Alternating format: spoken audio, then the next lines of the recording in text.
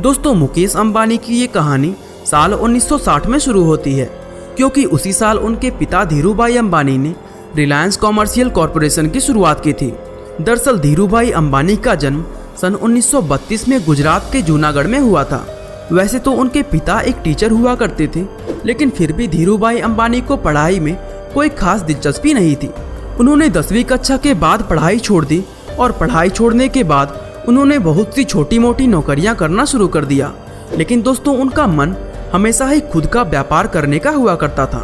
अपने इसी सपने को पूरा करने के लिए उन्होंने साल 1960 में मुंबई के अंदर अपनी पहली कंपनी रिलायंस कॉमर्शियल कॉरपोरेशन की शुरुआत की। ये कंपनी भारतीय मसालों और पॉलिस्टर यार्न का व्यापार करती थी। इसके बाद साल 1966 में धीरूभाई ने कपड़े का व्यापार शुरू किया और अपनी दूसरी company Reliance textile engineers private limited की नींव डाली। दोस्तों, साल 1973 में इस कंपनी का नाम बदलकर रिलायंस इंडस्ट्रीज लिमिटेड रख दिया गया। धीरूभाई अंबानी भले ही ज़्यादा पढ़े लिखे नहीं थे, लेकिन उनके अंदर बिजनेस करने की ज़बरदस्त काबिलियत थी। वह लोगों का भरोसा जीतने और उनसे अपनी बात मनवाने में माहिर थे। यही वजह थी कि उस जमाने में भी रिलायंस के पास ज़रूरत से ज़्यादा इन्वेस्टर्स मौजूद थे, जबकि दूसरी कंपनियां दिन रात मेहनत करके भी इन्वेस्टर्स का भरोसा नहीं जीत पाती थी।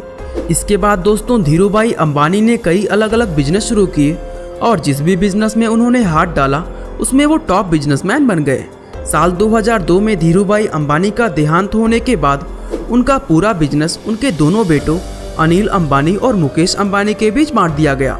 लेकिन बाद में अनिल अंबानी को बिजनेस में लॉस होने लगा, जिससे उनकी कई कंपनियां बैंकरप्ट हो गईं। अभी कुछ समय पहले ही उनका ये बयान भी आया था कि कारोबार में घाटा होने की वजह से इस समय उनकी नेटवर्थ 0 हो गई है। इसके विपरीत मुकेश अंबानी ने अपने पिता से विरासत में मिले बिजनेस को बहुत अच्छे ढंग से चलाया और वो अपने हिस्से में आई सभी कंपनियों को इतनी ऊंचाई पर ले गए कि आज उनकी गिनती सिर्फ भारत ही नहीं बल्कि दुनिया भर के अमीर लोगों में